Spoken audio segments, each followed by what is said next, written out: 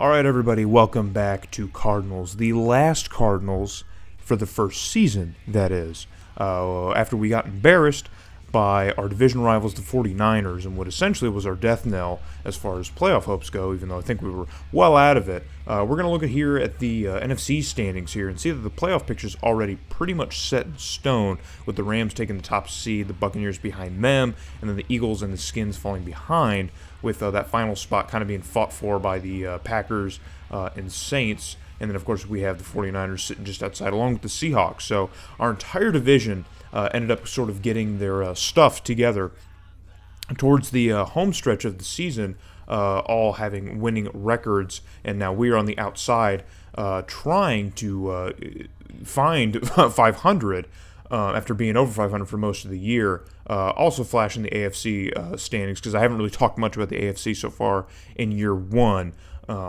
Obviously, I'll go over the playoffs and Super Bowl and stuff in the offseason video, but here's a look at how the AFC is shaping up, in case you were curious how your favorite team was doing in this first year on the other side of the NFL. But today our opponent is the 15th seed there. You see the 3-12 Denver Broncos. So again, better on paper, doesn't matter, never does. But we have a good chance here of at least reaching 500 again and getting back to 8-8, getting back right, as we'll call it, and head into the first offseason, at least on somewhat of a high note. 8-8 would still be, I think, a pretty high overachieve for this team, for this roster anyway, on paper. But we definitely, at a point in the season, we're looking at much higher things. We had high expectations, low expectations going into the year, and maybe some higher expectations towards the middle part of the year, and we still found ways to disappoint people regardless, as our stadium is completely empty. But it doesn't matter, because we're in Denver for today's game to take on, I think it's Berline, I think is the quarterback for the Broncos during this time. But the Broncos have a pretty empty stadium, too, because it's a big one, and you're not going to get people in those upper deck seats here to see a 3-12 Broncos team. So, moving into what we normally like to do here, a little bit of a history lesson for the Broncos, who are kind of coming out of their, I guess, dynasty. If we're calling it that, maybe Broncos fans would be mad that I'm even doubting that it is.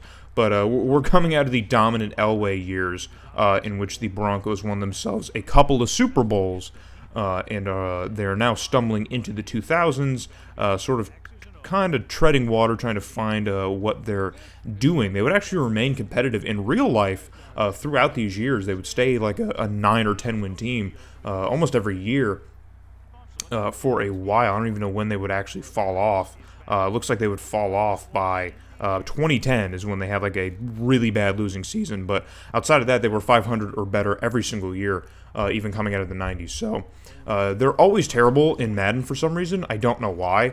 As O'Neal gets a very nice kickoff return here, but he fumbles it, and we have a scoop here, and he's going to get brought down. Stone's going to get brought down, so already some theatrics here on the opening kickoff, interrupting me. But yeah, so the Broncos are always bad in Madden for some reason. I don't know why, but they were actually pretty good in real life. Now, as we flip this one out to Freddie Jones, a tight end who gets brought down over the pylon, and they're going to rule him in. And, we're not going to no booth reviews. We're going to take that 6 points already. So, on a fumble off the kickoff, just takes a couple of plays to get us right back cooking early on the road. Just 25 seconds and 2 plays will get us 7 points. So the Broncos are going to retain possession on the next kickoff, and Berline's going to try and assemble the Bronco offense here, as he's already off to a hot start with a huge reception downfield.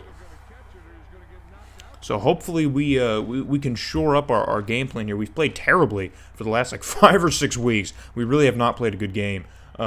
And even when we did have solid performances, it all just crumbled apart, like the Rams game. So I'm really hoping for a solid performance today, because we desperately needed it, as Berline has all the time in the world just to find his one receiver who is surrounded by Cardinals. There was still an open lane, though, as none of our defenders were really aware. But thankfully it falls incomplete, as they're going to go with Terrell Davis now on the ground, who tries to redirect up the middle and gets brought down anyway. So a third and short situation for the Broncos offense. What can they do? Is they're going to send Sharp in motion.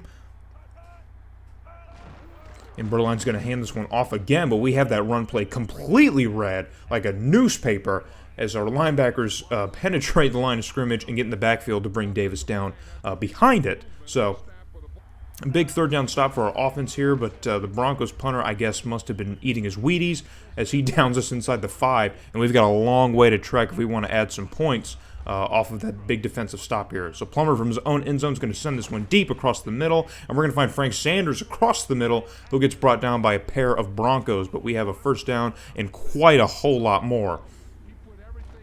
So pay attention to some names here as we inch closer to the offseason, man. Who's on the chopping block? Who can we get something for? Who are we going to try to replace? Who are we going to pay?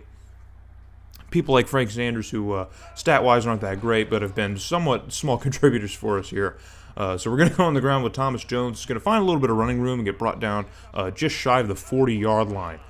We're going to go with Jones again because we thought it worked the first time, and it doesn't work the second time as we run into a block and get knocked on our behind. So I'm still not sure what to do with certain aspects of the team here. As we go to 3rd and 7, Plummer's going to drop back, and the pressure gets to him. And, I mean, just like I was saying, not sure what to do with the team. We definitely got to focus up on offensive line because, man, we do not have the coverage that we need as Berline drops back now and tries to float this one out to his man, who is covered again by Cardinals. Berline making some dangerous throws here early on, but so far the only turnover is the fumble on the kickoff. And Berline's got a good amount of time as we're not getting any penetration on the D-line either. But that will bring up a 2nd and 10 for the Broncos offense. What can they do now is they're going to go with Davis again, who trudges by some defenders and gets a couple yards, but he's not going very far. So another 3rd down situation for this Broncos offense. They need a lot. Can they get a lot? As Berline's got all day to throw. Davis picks up a block, and Sharp is just standing there all alone. I believe that's LeVar Fisher, who's just watching the play develop in front of him, not doing anything. As Big Shannon Sharp can make that reception easily. And on the very next play, Berline's going to go to Davis out of the flat here, or out of the backfield, and find his man, but Greer has that play covered very well. So the Broncos don't get much, but it is 2nd and 4 here. Now the Broncos are going to send a man in motion as the time ticks below a minute here in the first quarter. And Berline's taking his time. He's thinking it over. He's going to drop back now and look over his options, and he finds Sharp again going towards the right side, who knocks down Dwayne Starks, just says, "Get down. You can't touch me, boy. You can't do it."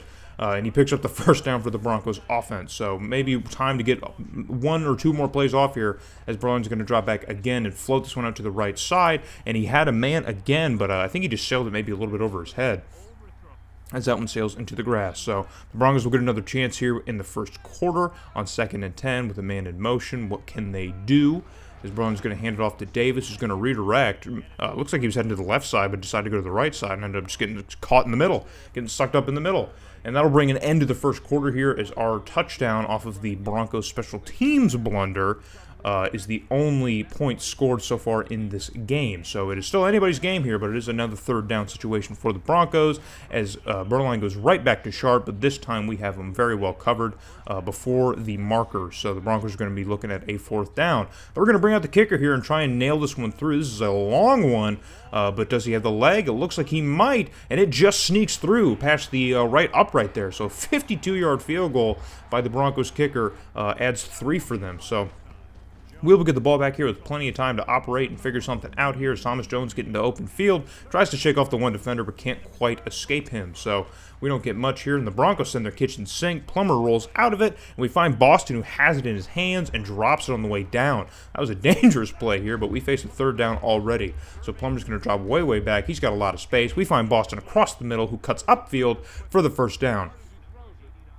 And man, oh man, those 3 plays transpired, and it's getting fast. We're moving fast here. So we're going to go with Thomas Jones on the ground again out of the I formation, but there is nothing doing there as he is brought down at the line of scrimmage. So we might have to go through the air again here on 2nd and 11. The Broncos again send the pressure, and Plummer's just somehow narrowly avoiding it. And we find Freddie Jones, who's shaking off tackles and still cutting up field. Man, oh man, I mean, look at this. There's no one covering here on the line. We just have to run for our freaking lives, and somehow Plummer finds a way to avoid it. And Freddie Jones making that catch here and shaking off one tackle and escaping the second one here, or at least running with them. But we are deep down in Broncos territory now as we're going to stay in the shotgun formation and try and add some more points as that block comes right to Plummer's doorstep just as he gets rid of the ball to Boston, who's double covered, but there was a window for that ball to come in, but Boston could not locate it. So we're going to go with Jones here. He's got a lot of room on the left side of the field, blows up a tackle, blows up another one, and gets dragged forward past the markers. That's another Cardinal first down as we move forward. So 1st and 10, inching closer and closer to the goal line. Plummer's got all day to throw, and we make the worst possible decision. I bet all season you've been looking at the screen and screaming, throw to X, throw to square, throw to circle, but I just refuse to make the good decision. I refuse. And again, on the run, Plummer tries to flip that one out. I believe that was to Makovic, the fullback, and that one just sails out of bounds as we had to make a pretty inaccurate throw on the move to get rid of it. So 3rd and 10, can we add some points? I want 7, not 3. We find Freddie Jones on the right side, but he gets brought down well before the marker. So we're going to have to try and bring out Grammatica here and nail this one through. A field goal kicking has not been a strong suit for me this season, but can Grammatica do it? He does. It's just a plain little chip shot. You'd think that'd be automatic, but it hasn't been all season long. So we extend the lead back to 7 as we take a 10-3 lead over the Broncos late in the second quarter. But Berline's going to find Sharp, who I believe it's Kwame Laster, who's absolutely lost out there in coverage. Sharp just doing some simple maneuvers like stepping to the right or left. Throws Kwame Laster for a loop, and the Broncos not just get the catch here, but they pick up probably about another 5 or so yards that they shouldn't have. So the Broncos are now answering back to our field goal with a potential scoring drive here now if they can get something happening as Terrell Davis shakes off 2 tackles, but still doesn't go very far. So that'll take us to the 2-minute warning. Now the Broncos got to move pretty quick if they want to add some points here before the first half is over, as Berlin flips to the left side, and he finds his man and gets brought down at the marker, but he is going to have it. So the Broncos are going to run hurry up here because they want to move fast. They've been moving pretty slow all game, and they want to move fast now. They need options, they need results. So it's 1st and 10 now for the Broncos in the I formation, but Berlin's going to keep it himself, flip it out to the right side, and he just sails that one over his man's head, trying to make the one-handed grab. He's not Odell. I don't know who he thinks he is. 2nd and 10 now for the Broncos offense. Berline's standing all by himself in the backfield. He's just going to plant his feet and make a throw, and it works out because he finds his man on the right side of the field, who's got another first down. So the clock will continue to run as the Broncos are going to stay in the hurry-up. I believe they have all their timeouts, so they don't need to be running like this, but they're going to anyway. The pressure's getting to Berline now, but his men are open, so it does not matter as another Broncos first down is at hand. As the clock continues to run down close to about a minute now. You'd think the Broncos would probably spike here at some point or at least call a timeout, but no, they're fine. They're fine wasting their time. As Brian's going to drop back again and find the same man he found on the last play, who's going to cut upfield and get a touchdown for the Broncos here at the minute mark. So the Broncos run an absolute gauntlet of an offense there. Where was that all game? They run about 5 or 6 plays in just back-to-back fashion. We could not keep up with the hurry-up. Our defense got gassed, and the Broncos add a touchdown. They answer back to us finally. So we have a tie game here with a minute left in the first half. The Broncos are definitely threatening. Plummer takes all day as the pressure comes, and he tries to float it to Boston heading towards the left side of the field, but that one gets covered well by a Broncos linebacker. So 2nd and 10 now. We're trying to get something to happen here. We got just a minute left to go. I believe we try just about the same play, but this time we do find Boston across the middle who picks up a first down. And we will blow a timeout here, so we only have just shy of 45 seconds. We still have to go the entire length of the field. So 1st and 10 now. Plummer's got all day to throw. He's thinking it over, and we find Sanders, but the Broncos defender catches up to the play. He read that very well. I mean, we had Sanders completely wide open. Maybe if I threw it about a second earlier, it would have worked out, but still, we are alive here with 38 seconds left to go. It is 2nd and 10. We got sirens outside. As Plummer's going to drop back now, as there's weak pressure, and we float it to Boston, who, again, in that one-on-one matchup, I'll take it every time. I don't know why you keep putting him in one-on-one matchups, because I'm going to throw it out there, and he's going to catch it. He's the best receiver in the NFL. Just check the stats. Check the stats. 1st and 10 now, and we are just knocking on the red zone. If we float that one out to Jenkins, and he's got it down at the 5-yard line. So we have 25 seconds taken away. We're going to run the hurry up here. I don't know where we're standing at with timeouts. I think we still have some, but I'm going to spike the ball here, and we're going to give ourselves 15 seconds to think this one over. I want 6. I'm going for 6. It's 1st and goal. The cheat code play, we're going to Madden cheese it and float it to Freddie Jones, heading towards the corner, and he's got it down for a touchdown. I know the play calls now. We've got them down. I know which ones to go to. As Freddie Jones makes another pretty big play for us. I believe it's his second touchdown today. That might be his first multi-touchdown game of the season, which is unfortunate because, there's plays like that can really get him involved and really help our offense out. Just like as you saw. So with 5 seconds left, it seems like the Broncos are going to throw out their offense, maybe to try for a Hail Mary to try and tie up the game again. They're sending everybody, but Bernline takes too much time as the pressure gets to him, and he is brought down to the dirt. But there's still some time left here. 2nd and 10. He's going to try it again. Let's see Bernline's arm strength. Let's see him heave this one. And he's going to heave it, and he finds his man. He actually finds an open man who has the ball and is brought down, but he's brought down well shy of field goal range, and the Broncos have no more time. So that's going to bring an end to the first half as we maintain a 10-point lead over the Broncos. And there you see our first half stats. So the Broncos ran a crazy 2-minute drill. It was like a 45-second drill towards the end of the second half to score their first touchdown of the day, and then we answered it back with our own 49-second drill to add another touchdown. So we might have a high-scoring affair here. Hasn't been happening a lot in the last few weeks. As Plummer's on the run again, and we find Freddie Jones, who makes an amazing one-handed grab. Oh my goodness, what happened? The pressure is just insane. As we go to Thomas Jones now, the running back, and he's going to redirect and bounce off some blocks, and he's going to find some open room and get brought down close to the first down marker. 2nd and short situation, so we'll go back to Jones to pick up the rest, and he does, or at least he runs headstrong into a Broncos defender, and I believe he's got the first down. As we do. So it's 1st and 10 now. Plummer's going to drop back. He's got a little bit of cover, but the pressure's there, and it gets to him just as he gets rid of the ball. Man, the Broncos D-line is just showing no mercy on our guys up front.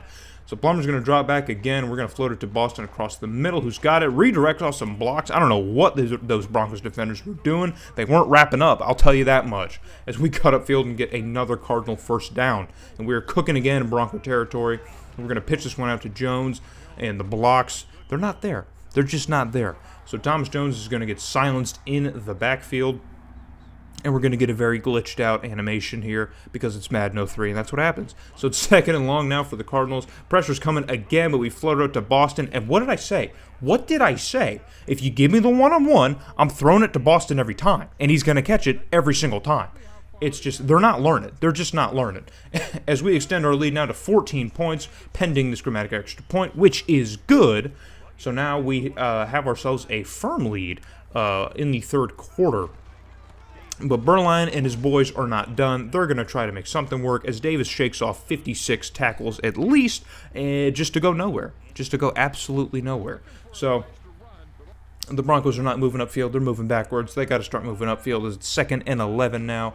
What can they do? Berline's going to drop back, look over the options, and his receivers get tangled up in the middle of the field. Probably would have had an open man. I think I saw that lane open it up. I saw what Berline was seeing, but his receivers apparently did not see each other. So 3rd and 11 now for the Broncos offense. Can they do something? They desperately need to. Down 14, and he finds an open man, but he's brought down well short of the marker. So after a nice touchdown drive by the Cardinals, the Broncos answer back with a 3-and-out. So we will get another opportunity with the football to try and add to our increasing lead. So 2nd and short situation now, close to midfield for the Cardinals. Drops way, way back, and the pressure's on again, but it's okay because we find Frank Sanders across the middle. It is just that right side, bro. Clements just does not have it. I don't know what it is, man. It doesn't have it. At this point in the season, I've forgotten the ratings of our O-line because there's a couple guys who are like okay, but the rest are just like god-awful. Rookies are awful. And speaking of awful, Thomas Jones coughs up the football. Rare for him to cough up the football. He's done it in the last few weeks especially, but we give the ball to the Broncos now. They don't have the best field position, so not all is lost as we get to Berline here. I believe it's Wakefield, or is that Van den Bosch? It's Wakefield who comes off the edge and gets to Berline. We haven't had a lot of pressure all season long from any of our edge rushers or our DTs, so it's cool to see that as we bring up a 2nd and 10 for the Broncos following the Thomas Jones fumble. And Berline's going to roll across here, and he finds a wide-open man. He's been calling his number all freaking day. that left side of the field is pretty weak. I mean, that is our weaker side as far as coverage goes. I believe we only have like a 70-something overall over there. So Dwayne Starks is the big man. I guess Berline knows that, so he's going to keep things on the left side of the field. As the third quarter is drawing to a close here, Berline's going to look across, and he finds his man again. What is this, man? I don't even know if Berline meant to do that. I mean, just wow. I mean, I rarely see that animation, and that was weird. That was awkward, but it worked out. So the Broncos have a first and goal situation. They can add some points. Are they going to do it? As Berline throws an extremely dangerous throw here, our defenders had that one well covered. So second and goal here, 30 seconds left in the third quarter. What can the Broncos do? They stick to the air when they probably could just go with the ground game right here. I don't know why they haven't. And the receiver hasn't one on the sidelines, but he fumbles it out of bounds. I don't even know if that would be ruled a catch. I have no idea what that was, but it's a third and goal situation. Can we come up big here and get a nice stop for the Broncos, or against the Broncos, as we give it to Davis? They give it to Davis, and Davis gets stripped, and the ball's just sitting on the ground, man. And all the confusion. I'm confused. What happened? Davis got the ball, and he fumbled it. That's what happened. So we got the ball going the other way, and we have terrible field position, so we're going to exchange some fumbles, and ultimately no points are going to get added here in the last couple of minutes, very turbulent minutes of this third quarter, as Plummer has men in his face again. Pause, and we find Freddie Jones again. He's been the biggest contributor today, man. Him and David Boston are just putting on a clinic right now with this Broncos secondary, as the third quarter comes to a close, and we hold on to our 14-point lead after our early touchdown here in the third quarter. We don't normally score a lot in the third quarter. I'd like to pull that number if I could, but we don't normally score here. As Thomas Jones picks up a couple blocks and has some room on the right side, and he gets to the first down at the least. That's all I want. I don't need the big 70-yard runs from him, okay? Just give me my first down. That's all I want. And Plummer's got men in his face again, but he finds Boston downfield as our receivers were crossing here. We fortunately got that ball off early enough before they ran into each other like it was a Stooges sketch. So Boston adds another reception to his day here, adding more yards to his season total, because he's probably going to break some frickin' records at this point, at least some franchise records, I know that much, because this is well years before Megatron. I mean, we're at the very end of the Jerry Rice era, so who knows. But I'm going for records here. We're breaking records. Okay, folks, as we are in Bronco territory now, we're going to float this one out to Boston, and can one of you guys tell him?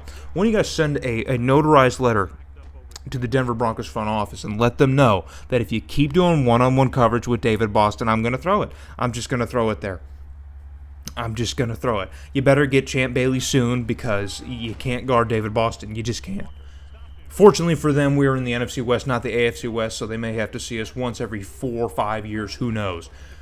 But Plummer's going to draw back now as we are in a goal-to-go situation, and we're going to float it to Boston across the middle. So it doesn't even got to be on the streak, man. I'll hit him across the middle, and you're still not going to cover him. As we add another touchdown, and our Cardinal offense is freaking rolling in Denver.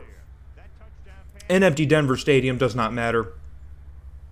You can still be a mile high to suffer this beating from the hands of this Cardinal offense. And I'm going to talk all the smack, because we've been losing for weeks. Okay, the morale's been low. Okay, we looked like fools in our last home game of the season. Probably lost some season ticket holders. I don't know. But we're going to go on the road and show Cardinal fans who are still watching on the TV that, hey, invest in this offense. Invest in this stock, in this team, because we're going up from here. We're only going up. As Berline and the Broncos are going to try desperately to add some points here in the fourth quarter, their only hope is to make this loss look a little bit more respectable, but I'm not sure if they're going to be able to do that, and our defense is going to make sure that they don't, as Berline finds a wide-open Sharp who just absolutely drops it. I guess Shannon Sharp is checked out for this game. He doesn't care anymore. But Berline's going to drop back again, but this time he goes to Shannon Sharp again, who's got a step on the defenders, and he makes the catch. So he's like, all right, I'll try. Maybe Coach yelled at him on the sideline, who knows. So it's 1st and 10 now for the Broncos, as Berline drops back yet again to look over. There's not a whole lot of pressure, and he finds Davis. I think it was Terrell Davis out of the backfield. Wow. A receiving threat. Who knew? That might be very well-known information. I'm the one who doesn't know. But the Broncos are going to have to get shifty here, as they're going to float this one out to the running back for a first down. Hey, man, whatever works, because they're moving now inside the red zone. So you should keep trying the experimental stuff if that's what is working. So 1st and 10 for the Broncos. Berline's got all the time in the world. Hey, yeah. Yeah, okay. Yeah. So, yeah. You remember those moments in Madden where things just seemed a little bit too easy? You were getting a little bit too ahead, so the game had to remind you that this is very much Madden, and things can go bad for you very quickly. I think that was one of those moments. So the Broncos, with some renowned vigor, think that they've got this one figured out. So they go with the onside kick, but Ship, the backup running back, is going to scoop this one up and try and extend it, I guess. Waste some time. Why not, man? It's the end of the game. It's his only time he's going to touch the football, so why not? We're going to try and play keep away now and just run the clock out as we go to Jones here, who goes up the middle, shakes off some tackles, and gets brought down. And now we're going to go with the fullback, Makovica, because I do not want to risk fumbling the football. Please, not again. We've already done it once. I do not want to do it again. So 3rd and short, we have to move the ball. There's still 2 minutes left. We can't just run this one out. And we try and float it to Boston, but the pressure gets to us, and that ball goes errant into the line of scrimmage. It gets blocked around by some folks. So 4th down territory, or 4 down territory. I've got to get this 1st down and put this game away. We're giving it to Boston. We were in Denver territory. It really didn't matter if we got it or not, so I'm going aggressive. Okay, I'm feeling like Dan Campbell out here. I'm feeling aggressive. As we're going to go with Thomas Jones now to try and burn up the rest of the time in the game here. The Broncos are running thin on ideas and even thinner on timeouts. So 2nd and 5 to try and pick up the rest. Makovica misses that block, but Thomas Jones blows through it anyway. We get brought down just shy of the marker. So Denver apparently still has some timeouts to try and save their hide, but we're going to go to Makovica, the fullback, to pick up the rest of what we need, and he's going to get it as the clock is just ticking now. Can we maybe add some points here before the clock hits triple zeros like we did in the Carolina game? We just took it to him, man. I got no mercy, bro. Bring it to him, okay? As we give it to Makovic, who falls forward for another Cardinal touchdown. That's right. I'm ruthless. I got no mercy. I got no time for you punks. This whooping. You're taking all of it, okay? All the pent-up aggression is just getting unleashed on this poor 3-12 Denver Broncos team, and I don't care. So now the Broncos are going to send the offense out for one last hoorah with 4 seconds left to go. Berline's looking. He's got all day. And he finds his man again, but he drops the ball on the tackle. And that will do it as the clock hits triple zeros. The Broncos had a valiant effort. They tried. They fought. They added at least another touchdown. They didn't get shut out in the second half, so that's something to be happy about as we absolutely wallop on them 38-17. One of our bigger margins of victory of the season, giving me flashbacks to that Panthers game that I just mentioned, and even the Cowboys game. So some of our finer moments here, this is one of them. We'll definitely look back on this in the following years, maybe, and remember the game that got us back to 500, boys. It feels good. Plummer gets the player of the game honors as he throws for over 300 yards and 4 touchdowns. You deserve it, sir. Give him the game ball.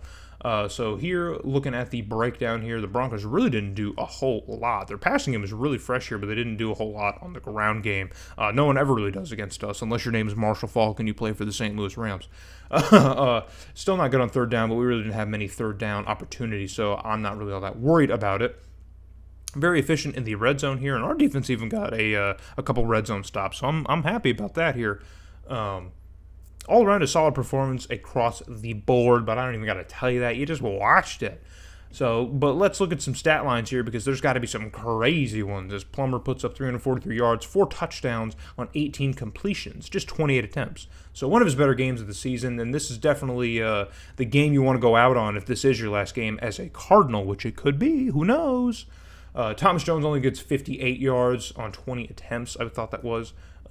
But the receiving breakdown is crazy. But only 4 receivers touched the ball, and 2 of them had over 100 yards. I mean, that is just nuts, man. When you look at that, it is just crazy. So, very nice, solid final game performances for the 2002-03 or 03-04 Cardinals squad. Or it's 02-03, right? I always get it confused. But anyway, we advance forward, and this is a look now at the playoff picture. So the Chargers are going to play the Steelers, the Saints are going to play the Eagles, the Dolphins and the Colts, and the Skins and Packers. That is going to be your wild card matchup. So we're going to look at the final standings here. Playoff-wise, the Packers and Saints both punched their ticket, and we finish off as the 10th spot here behind the Bears, Niners, and Seahawks at 8-8. So there was a plethora of 9-7s, and there was a point about 3 or 4 weeks ago where 9-7 looked to be about the best case scenario, and now it looks like that wouldn't have even made the playoffs. So even if we did manage to win the games that we needed to, it probably wouldn't have mattered. So, but here's a final look here at your wild card weekend. We're going to come back in the offseason, do all that stuff, cover the postseason, and of course the offseason. What is going to happen to Plummer? What are we going to do with Boston? I think those are both expiring contracts. So come back for the offseason as we go into year 2 with higher hopes.